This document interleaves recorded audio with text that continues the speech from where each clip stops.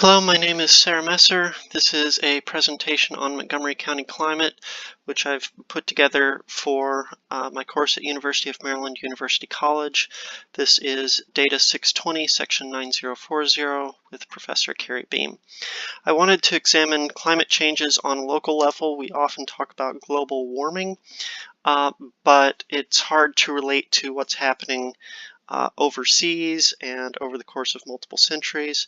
So I hoped that by focusing in on what's happening in Montgomery County, where I live, it would be somewhat more relatable, somewhat more concrete, and that I could then also see if there were any differences between what is projected to happen for just our particular region versus the general global picture of warming.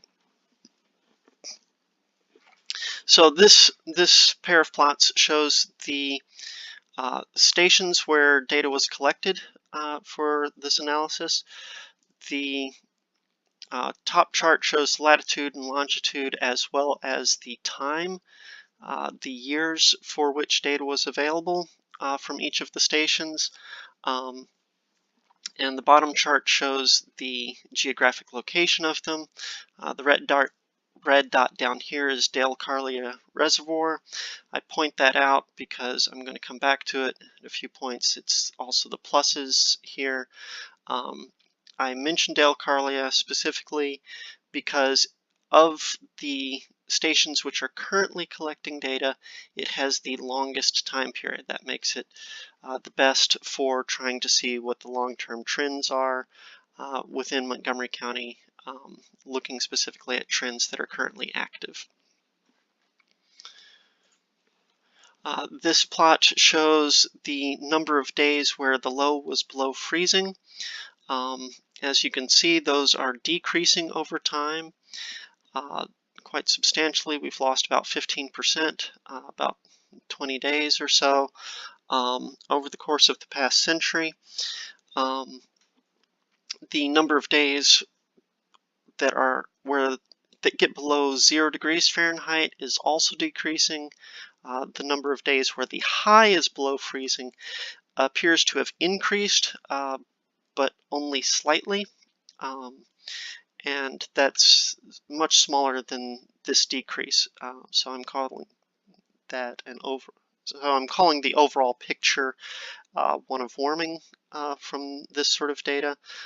There's a lot of ambiguity in the highs and some of the other temperature metrics, but insofar as there's certainty about what's being said, it's showing a gradual slow warming, the one exception being that the number of highs below 32 seems to have increased.